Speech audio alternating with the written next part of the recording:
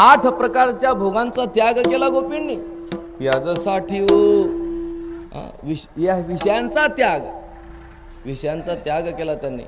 सुगंधम वनिता वस्त्रम गीतम तांबूल भोजनम शय्याच कुसुमम चैव भोगाष्टकम उदावृतम. 8 भोग सांगितलेले आहे. सर्वात पहिला भोग आहे सुगंधम. वास घ्यायला कसं पाहिजे? सुगंध पाहिजे. सुगंध मला वाटतो, दुर्गंध नाही. म्हणून अनेक प्रकारचे सेंटेड तेल वापरतात माणसं, अनेक प्रकारचा सुगंध वापरतात. त्या सुगंधाचा आम्ही त्याग केला. वनिता स्त्रीभोग त्याचाही त्याग केला. वस्त्रम वस्त्राचा भोग, वस्त्र चांगले असावे त्याची आम्हाला आवश्यकता वाटली नाही. जसे कपडे मिळतील तसे कपडे घालावे, जशी अवस्था असेल तसं राहावं. गीतम तांबूल भोजनम, चांगलं मधुर संगीत वेगळं ऐकावं जे भगवत नामाच्या व्यतिरिक्त आहे. तामस संगीत ऐकावं त्याचाही आम्ही त्याग करून टाकलेला आहे.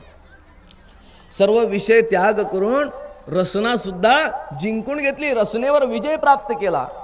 विषयांचा त्याग कोणासाठी केला? आम्ही याच्यासाठी केला. जन्म जन्मांतरी केली हे सूचना, भक्षुनी फळमुळ सेविले निर्जना. फळमुळ भक्षण केले महाराज.